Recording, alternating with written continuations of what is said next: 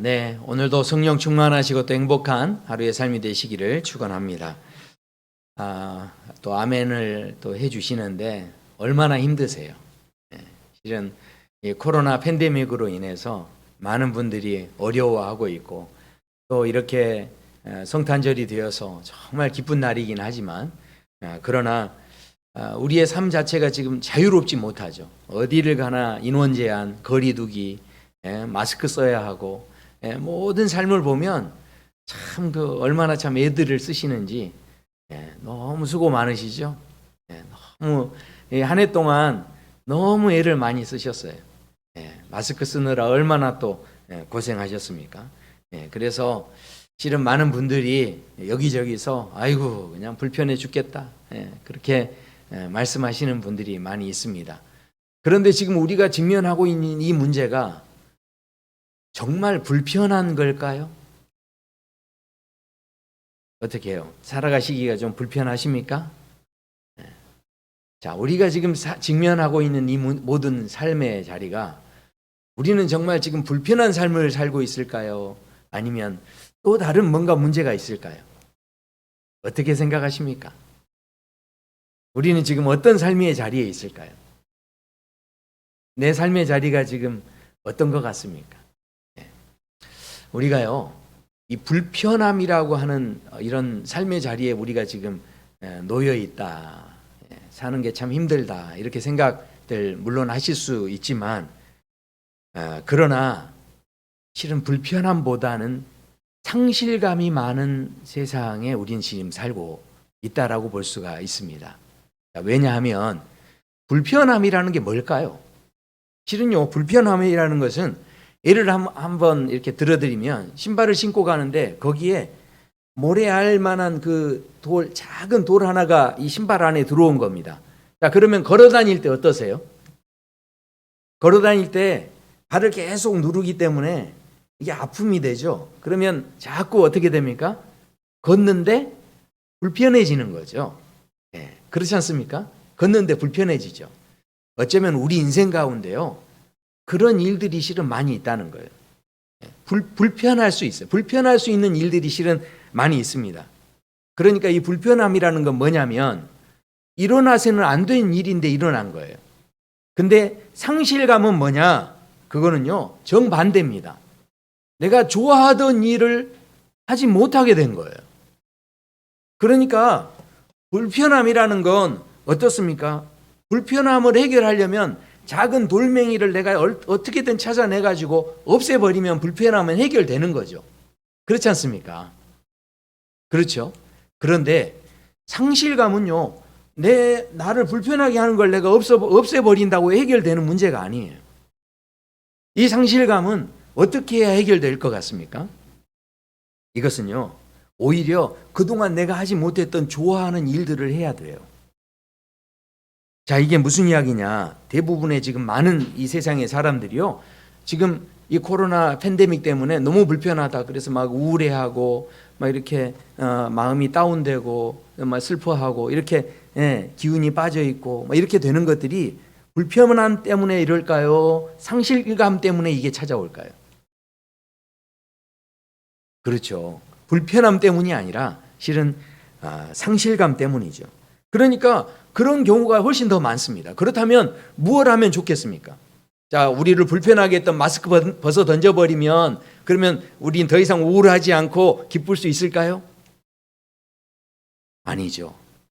근본적으로는 그렇게 한다고 우리의 그 마음이 회복되는 게 아닌 거죠.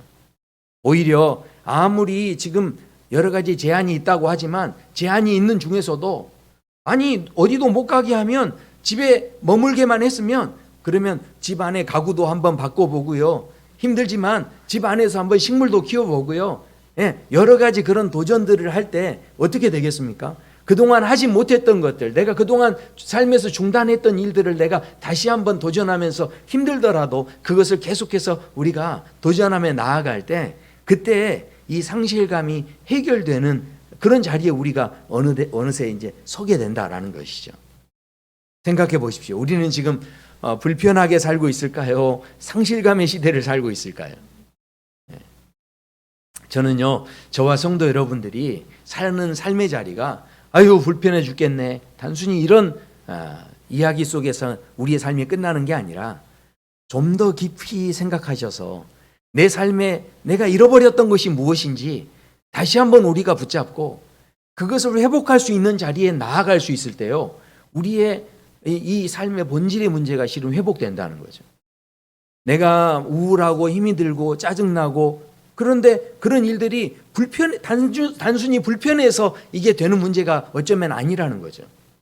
내 삶의 자리에 잃어버렸던 예배가 회복되고, 잃어버렸던 찬양이 회복되고, 내 삶의 자리에서 진짜 회복돼야 될 게 뭔지를 우리가 생각하고 그걸 회복하면 그 삶의 자리에서 우리가 상실했던 그 마음들을 오히려 그 살려낼 수 있는 그런 자리에 설 수 있다라는 것이죠. 물론 힘들 수 있어요. 그러나 그럼에도 불구하고 그런 도전이 필요하다는 겁니다. 성탄절이 됐을 때 많은 분들이 성탄절 하면 늘 즐거운 마음이 있죠. 기쁜 마음이 있습니다. 왜냐하면 저도 어릴 때부터 성탄절이 되면 항상 선물을 주고받았어요. 그래서 그 선물 때문에 마음이 너무 즐거워요. 그리고 성탄절이 되면 집에 절대 있지 않았어요. 밖에 나가서 친구도 만나고 데이트도 하고 이렇게 할 수 있어서 너무 좋았어요. 아무리 추워도 추운 것 때문에 불편하다, 아유 나 추워서 싫다 이렇게 하고 있지 않았고요. 그냥 어떻게든 나가서 사람들하고 함께 이렇게 즐거워하면서 이렇게 시간들을 보내서 이 성탄절이 너무 기쁘고 즐거웠습니다. 그런데 별로 우리 성도님들은 안 즐거우셨나 봐요. 전 성탄절이 되면 이렇게 막 설레고 막 마음이 기쁘고 막 그렇게 하는 그런 마음들이 있었습니다. 그런데 오늘 우리가 읽었던 말씀에 보면 실은 요셉이라고 하는 이 사람의 그 삶이 오늘 본문에서 소개가 되는데, 이분의 입장에서 보면 개인적으로 그렇게 즐거운 날은 아니었다라는 생각을 하게 됩니다. 왜냐하면 요셉이 자기가 이제 앞으로 행복한 결혼 생활을 하면서 알콩달콩 그냥 이 마리아와 함께 내가 행복한 가정을 이루면서 살아야지 이렇게 이제 마음 먹고 있었겠죠. 그런데 그랬던 요셉에게 예수님 나심에 대해서 이제 이런 이야기가 들려오기 시작합니다. 자, 18절에 이렇게 말씀하죠. 예수 그리스도의 나심은 이러하니라. 그의 어머니 마리아가 요셉과 약혼하고 동거하기 전에 성령으로 잉태된 것이 났으니. 그러니까 아니 지금 정혼했던 마리아가 잉태했다는 소식을 듣게 된 거예요. 그러니까 이 요셉의 마음속에서 무슨 생각이 들었겠습니까? 행복한 가정을 이루려고 꿈꾸고 있었던 사람인데, 아니 그렇게 정숙했던 마리아가, 그렇게 믿었던 마리아가 아니 그러면 딴 남자와 이게 아기가 생긴 것인가 이렇게 하면서 얼마나 그 배신감과 분노감과 그 상실감과 뭐 이런 게, 그러면 어떻게 요셉이 그것 때문에 그냥 불편한 정도였을까요? 불편하다 이랬을까요? 아니죠. 엄청난 그 상실감과 분노감이 막 있었겠죠. 그래서 이런 가혹한 현실을 저에게 허락하시다니요. 하나님, 제가 그동안 나름대로 착하게 살아왔는데 어찌 이러실 수 있습니까? 물론 성경에는 그렇게 안 나와 있지만 저 같으면 그랬을 것 같아요. 그런데 그 요셉이 어떻게 하느냐? 19절에 이렇게 말씀하죠. 그 남편 요셉은 의로운 사람이라 그를 드러내지 아니하고 가만히 끊고자 하여. 굉장히 신사적이지 않습니까? 거기에 대놓고 화내지 않고 가만히 끊고자 하여. 굉장히 신사적이고 참 아름다운 모습인 것 같은데, 그러나 굉장히 소심한 복수를 하고 있는 거죠. 왜냐하면 저기에서 그냥 요셉만 빠져나와 버리면 그러면 마리아는 어떻게 합니까? 그런 상황에서 사람들에게 질타를 받고 또 사람들에게 돌팔매질을 당할 수도 있는 그런 상황 속에 누구만 지금 빠져나간 겁니까? 자기만 그냥 빠져나오면 된다는 식으로 지금 나왔다라는 거죠. 자, 이 조용히 관계를 끊는다라고 하지만 결국은 자기는 이 문제에 더 이상 엮이고 싶지 않다는 거예요. 더 이상 관여하고 싶지도 않고 이런 마음이 있는 거죠. 자, 이런 상황에서 이 마리아의 미래는 굉장히 암담한 그런 상황 속에 있습니다. 그런데 이때 하나님께서 천사를 보내셔서 요셉에게 나타나셔서 요셉에게 마리아 데려오기를 두려워하지 말라 하면서 이렇게 말씀합니다.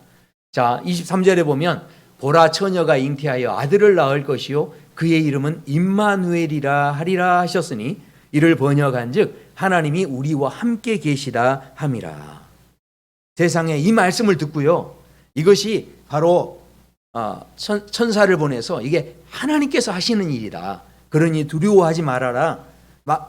너희 안에 데려오기를 무서워하지 말라. 말씀하신 다음에 하나님이 함께 하시는 임마누엘의 사건임을 이제 말씀을 하니까 이 말씀에 대해서 요셉이 어떻게 반응을 하느냐. 자, 24절, 25절에 이렇게 반응합니다. 자, 요셉이 잠에서 깨어 일어나 주의 사자의 분부대로 행하여 그의 아내를 데려왔으나, 자, 그 아내를 데려와서 언제까지요? 아들을 낳기까지, 예수님을 낳기까지 동침하지 아니하더니 나음의 이름을 예수라 하니라. 네, 그렇게 말씀합니다. 자, 이 요셉의 삶 속에 자신의 삶에 단순히 어떤 불편함의 문제가 아니라 자신의 삶에 굉장한 충격과 상실감의 어떤 아픔을 겪는 이런 삶의 자리에 있던 요셉. 아니, 성탄절이어서 우리 모두는 다 지금 기뻐하고 있는데 요셉으로서는 엄청난 상실감을 겪었던 이런 사건이었죠. 이 성탄이 바로 그런 사건이었습니다. 자, 그렇다면 마리아는 어땠을까요? 우리는 성탄절에 이렇게 다 기뻐하고 즐거워하고 이렇게 하는데, 그런데 마리아도 마찬가지였습니다. 아니, 마리아가 가만히 있는데 주의 사자가 나타나서 갑자기 하는 이야기가 네가 바로 성령으로 말미암아 아기를 갖게 될 것이다, 이런 말씀을 합니다. 네가 잉태할 것이다. 아니, 그래서 이 마리아가 어떻게 이야기합니까? 내가 남자를 알지 못하는데 어떻게 이 일이 있습니까? 이렇게 마리아가 대답하죠. 그때 주의 성령으로 말미암아 이 일이 이루어질 것이다, 이렇게 말씀을 하는데, 그때 이 마리아가 주의 여종이오니 말씀대로 하옵소서, 이렇게 대답을 합니다. 한번 생각해 보십시오. 말씀대로 듣겠다라고 했지만 이거 굉장히 비과학적이잖아요. 그리고 전혀 합리적이지 않습니다. 어떻게 남자를 알지 못하는데 아기를 갖습니까? 이런 상황에서 이것을 남편에게 어떻게 설명할 수가 있습니까? 설명할 길이 없죠. 이런 막막한 상황에서 이 마리아가 뭐라고 하는 겁니까? 주의 말씀대로 내가 듣겠습니다, 순종하긴 했지만, 그러나 앞으로 요셉이 설득이 안 되면, 요셉이 자기를 거절하면 자기는 미혼모로 살아야 되는데, 그 시대에 미혼모로 산다는 게요, 아주 힘든, 이제 상상할 수도 없는 그 고통이 뒤따르는 그런 삶이었다라는 것이죠. 자, 그런 상황으로 본다면 이 마리아조차도 지금 자기가 당한 그 현실이 단순히 불편함의 문제가 아니었다는 거예요. 이 마음에 엄청난 상실감의 부분으로 다가오는 부분이었지만, 그러나 이 마리아는 거기에 대해서 뭐라고 이야기합니까? 여종이 듣겠습니다, 이렇게 고백했다라는 것이죠. 자, 사랑하는 성도 여러분, 한번 생각해 보십시오. 우리는 다 성탄절에 지금 다 즐거워하고 좋아해요. 그런데 이 성탄절이 그렇게 즐거워하고 인류의 최대의 기쁨이 되고, 지금 많은 사람들이 그렇게 노래하고 찬양하고 이렇게 하는 날이 되어졌는데, 이 성탄절이 만들어졌던 그 당시에 그 사건을 만들었던 주인공들, 바로 요셉과 마리아의 삶을 보면 공통점이 있는데, 그것이 뭐냐면 그들에게 바로 헌신하는 마음, 희생하는 마음이 있었다라는 거죠. 우리는 즐거워하지만 그분들의 희생과 헌신이 있었기 때문에 우리에게 이런 놀라운 인류 최대의 이 잔치가 되는 이 성탄절이 우리에게 주어지게 됐다라는 것입니다. 그러니까 목사님, 그러면 우리가 지금 이제 희생하고 헌신하자, 이런 말 지금 하시려고 하는구나, 그렇게 생각하시는데 그거 절대 아닙니다. 자, 한번 생각해 보십시오. 우리가 대부분 희생하고 손해보고, 지금 제가 이렇게 살아야 됩니다, 지금 이런 이야기를 하는 게 아닙니다.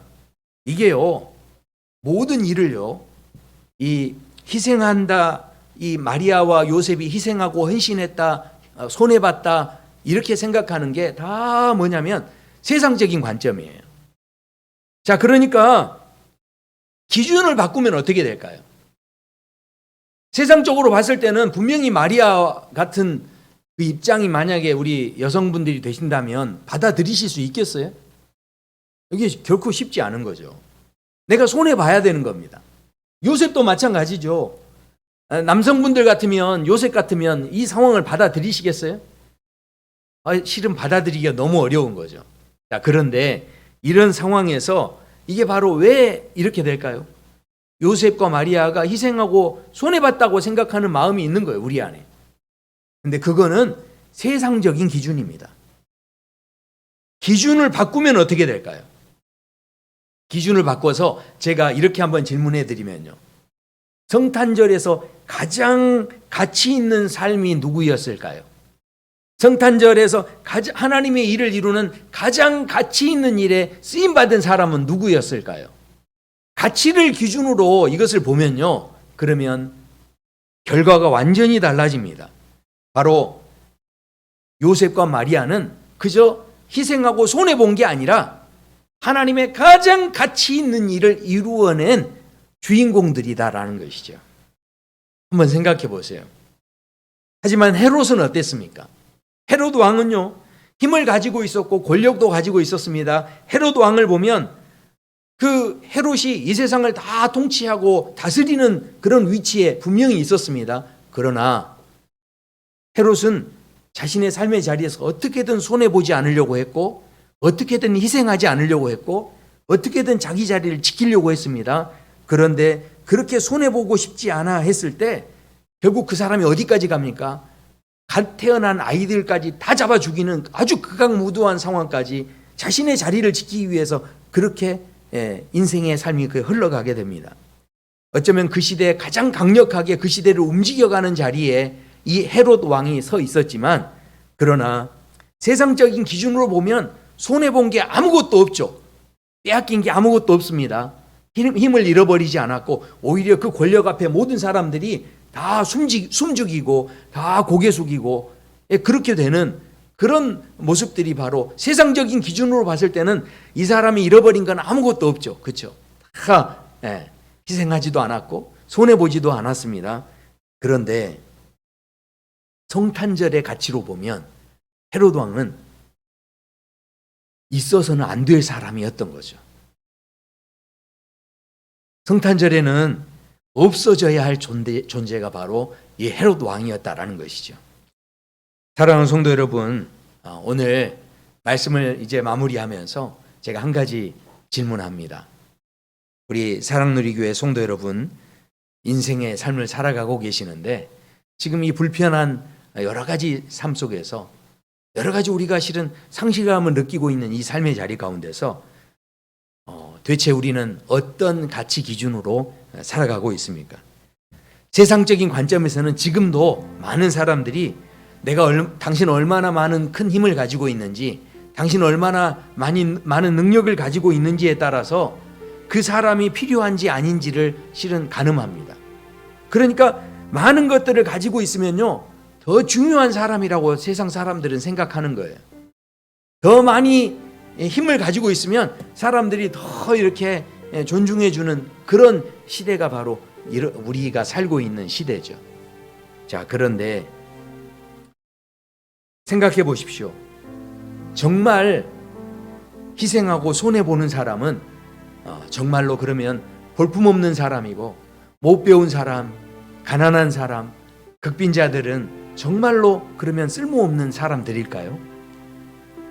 제가 예전에 그런 비유를 한번 말씀드린 적이 있었는데, 생각해 보십시오. 집안에서 가장 가치 있는 사람 찾아내려면 어떻게 찾아낼 수 있죠? 그 사람이 아파 보면 합니다. 집에서 애들이 아플 때는 그냥 애들이 아프면 좀 걱정이 되고 염려가 되고 여러 가지 좀 불편한 일들이 생겨요.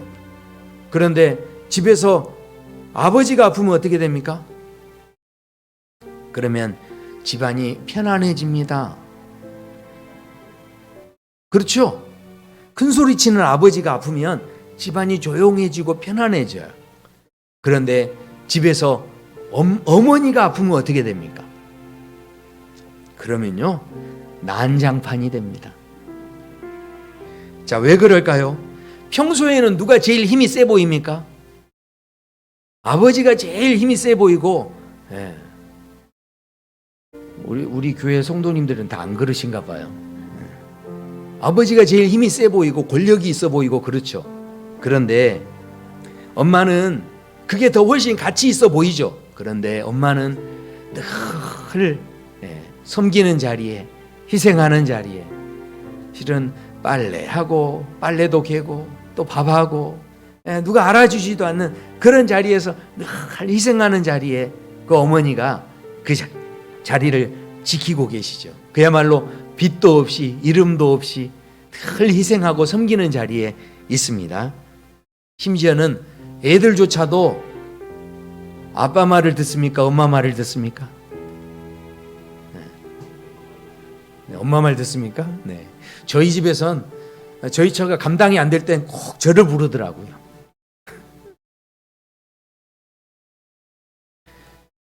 하지만 생각해 보세요.